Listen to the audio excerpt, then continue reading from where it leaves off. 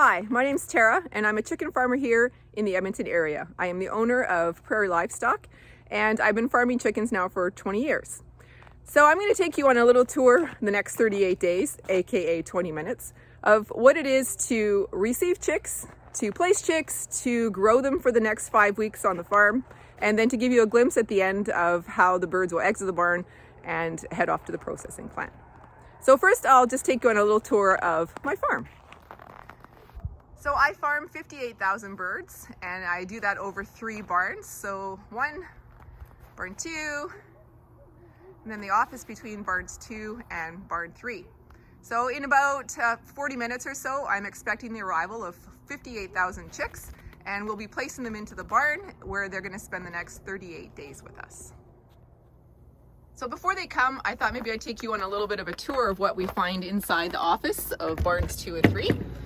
So upon entering, you'll see a large white cistern. This is the holding tank for where my water gets treated before it gets sent through the barns and feed the chicks down the water line. So this is where we store all of our equipment, all of our supplies, different things that we're going to need throughout the flock. And this is also where we monitor what's going on inside the barn. So this is how it starts. Here comes my truck and it is full of the chicks that we're going to place today. So loaded on there right now, 58,120 birds, and we're going to place that in approximately 1 hour and 20 minutes time. So while the truck is getting settled behind the barn there and we get ready to unload the chicks, I thought I'd take you through what the barn looks like prior to us opening up the doors and placing them on the feed. So this is a clean barn, fresh sawdust, lines are full of feed. Water lines are still in the air. We need to drive the tractor up here in order to bring the boxes of chicks in. Here's our fans along the wall. I have 10 in each barn. Right now we've got fans 10, 2, 6, 4, 7, are all basically, we've put winter wrap on them. We were able to maintain the heat in the barn better this way. It'll save us on energy costs. With the high oxygen that's in the air during the winter flocks, we can bring in enough fresh air to be able to run only 3 fans throughout this flock. Typically in the summer flocks, we'll be running all 10 fans at the same time, and inlets will be open at 100% so that we can move air comfortably over the birds and keep them cool. But for now, we are in our winter flock, so here we are. Barn is prepared, and we're about ready to place our chicks. All right, here we go.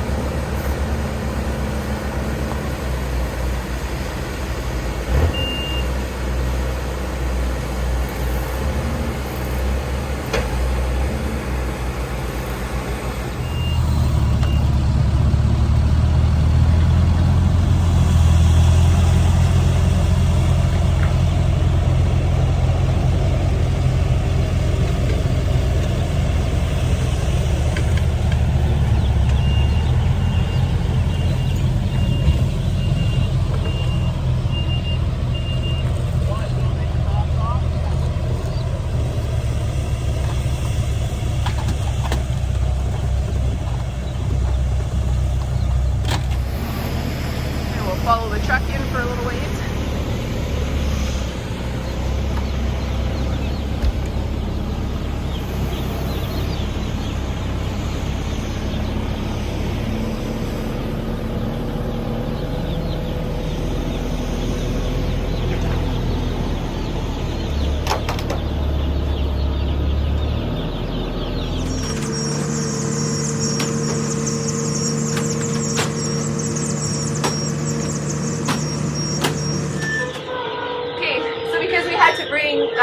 Leave the water lines up in order to place.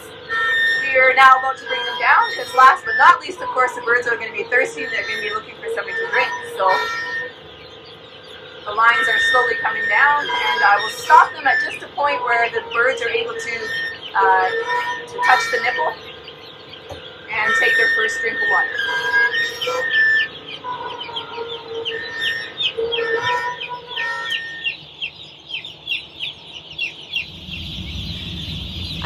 take a moment just to show you the water line a little bit closer up. And as I'm talking, I'm getting a sea of little yellow fuzz balls coming around me. But we've chosen to go with this water nipple because it's a lot cleaner for the barn. It's a lot more sanitized for the bird. What we want them to do is see the shiny nipple, they're attracted to it, and now as they're gonna grow, we're gonna start raising that up, and they'll always know where that water is. There's some barns that use something called a bell drinker. We prefer not to have open water. If we have water on the barn floor, of course it opens up the barn to different types of bacteria and diseases, and of course that's the last thing we need for our birds as we're growing your food. So I have a couple minutes while we're placing, and I thought I'd just run through the ventilation systems in the barn. So what we have here is a continuous inlet. Some barns use inlets that are on the walls lower down so that they can open each one individually. A little bit different for summer flock and then different again for the winter flock. These barns have a continuous inlet, so it lets in air down 300 feet of the whole barn. So the air is going to come in and it's going to flow across the barn along the roof, and as it starts to tumble across, it'll get pulled out through the fans that are on the far wall there. So every minute or so the air is changing within the barn.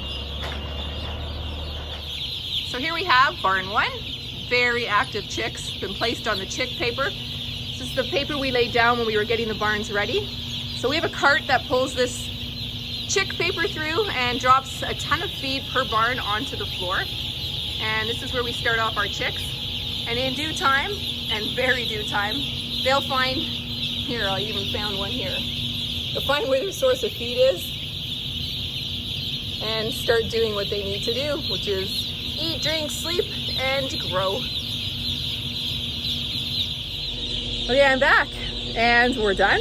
Chicks are all in the barn. Temperature is set at 35 degrees where it will stay for about 4 days, and it will slowly decrease over the 38 days until about 21 degrees, which is our target set point, just before shipping. The barn needs to stay at 35 degrees for the first 4 days for sure, because for the first 14 days of their life, the chicks can't regulate their own body temperature, so it's important for us to make sure the barn maintains a comfortable temperature for them, and then once they produce their own heat, we'll start to decrease the temperature inside the barn. I stepped outside the back of the barns, and I thought I'd give you a little look of where we store our manure. When we ship the birds, and of course all the barns have to be cleaned out, and we push the manure out. Unfortunately, but fortunately for me, the 3 manure piles that I did have been just recently picked up. A farmer from Lacombe comes in, and he picks it up every 3 flocks, so every 6 months these piles get cleaned up. He carts it down there, and he'll use it for fertilizer on his field. So here we have the empty crates from all the barns. There's our truck driver Paul, and our neighbor showed up.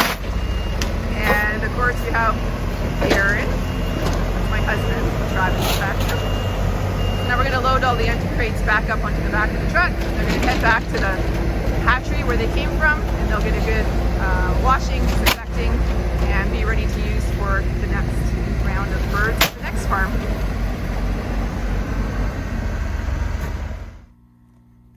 All right, so this is the computer system that we use to monitor our flock. It's called the Maximus system. It is connected to my phone, to my house computer, and here's where we can monitor daily what's going on and record our mortality or any other type of things we see throughout the flock. We can record this on this system here. We can see on the flock right now, only one fan is running. It's running at about 12%, I believe. My inlets are at 0, which you can see right here. There's so much, this is an older barn, so there's a lot of little cracks or so we are pulling through enough oxygen even if I have my inlets closed tight, and I'll keep them closed tight for the first 2 weeks. My circulation fans are running. I can see what my humidity is in the barn. We're sitting at 47%. We know how much the birds are weighing. They can step on the scale there. We know how much water they're drinking. We monitor how many liters per day per head, or right now it's milliliters per head per day. Lights are running at 100%. So basically what we're going to see here is just what's going on inside the barn. So if I'm away from the farm, running errands in town, for instance, I'm able to go onto my phone, check on things that are in the barn. If an alarm goes, my phone I'll get a text from this system, and I'll be able to do a lot of things from my phone to correct that alarm. But worst case scenario, of course, I'd have to come home quickly and assess what the alarm was for. So the birds have been with us now for 9 days. They are weighing in this morning at 213 grams on the scale. Slightly behind the charted schedule, but not too concerned considering it's only the middle of the second week that they're here. They are drinking 80 mils of water per head per day. I've already raised the feed lines to accommodate their growth. You can see already how they're stretching there. Another thing that happens now is their wings, their full white feathers start to appear on their wingtips. That's also a good sign. This starts around 7 days or so that you'll start to see their feathers grow. It's very comfortable in here. Temperature is 30.1, so we're already coming down on the curve to allow for the fact that the birds are now starting to begin to generate their own heat, so we can start reducing the temperature.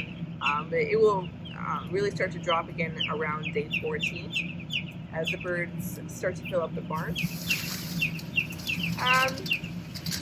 So far, litter is amazing, light and loose.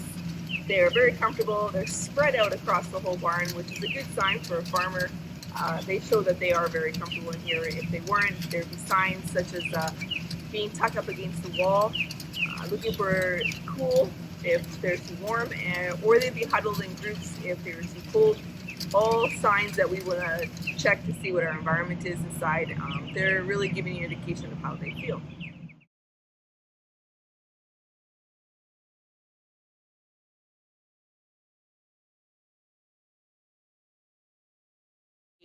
The morning of day 15, and the birds are now weighing in at 392 grams. They are drinking roughly 136 milliliters per head per day. It is also now down to 28 degrees in the barn. It's very comfortable in here. It's around 60% humidity, so our humidity has risen over the past week, but there's been a lot more moisture, of course, added to the litter. And the birds are still extremely comfortable. We've been raising our water lines, raising our feed lines. Now the birds are starting to stretch their necks so that we have the water go straight down instead of having them dip their heads to take a drink, which then can increase moisture on the barn floor as well.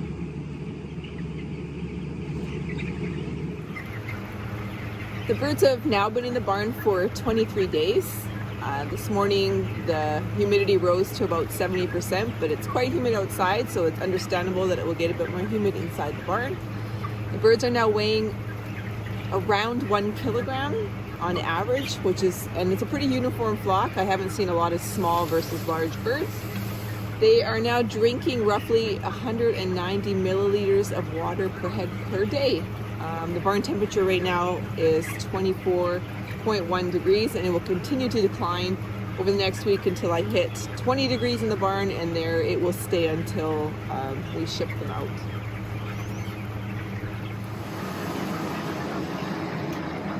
Good morning, it's day 31 in the barn. We're working towards 38 days to shipping. The birds are currently weighing 1.65 kilograms. Ideally, I would like to see them weigh around 1.7 kilograms. It could be just a variation of who's stepping on the scale. As you can see in front of me, there's one just hopped off, 4 are weighing themselves in. Humidity in the barn is around 67%. The birds are roughly drinking around 280 milliliters of water per head per day. Barn litter conditions are amazing. The litter remains quite loose, which is great. There's no stickiness on the floor, which can sometimes happen when you get a bit of too much humidity in the barn.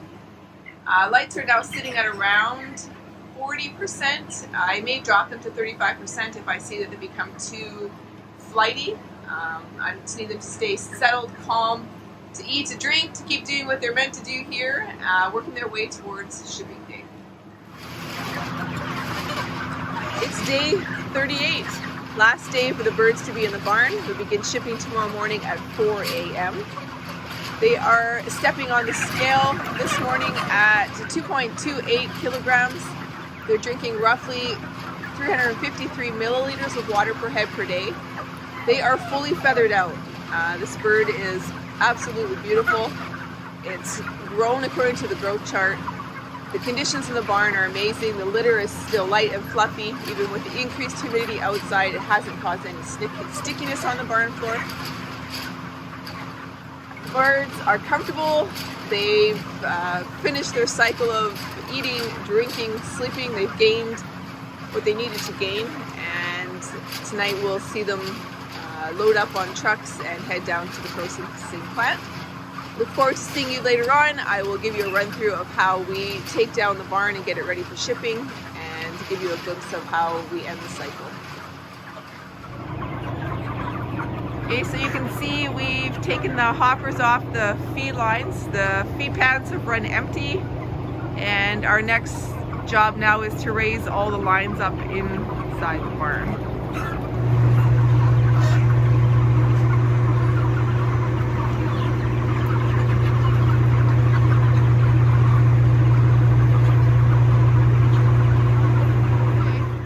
Here we go. We actually have about, looks like 16 catchers show up tonight, so this is fantastic. Should be a quick pickup and delivery. Here's the semis that they're going to be loaded onto. This is 2 of 8 that will be leaving the farm tonight.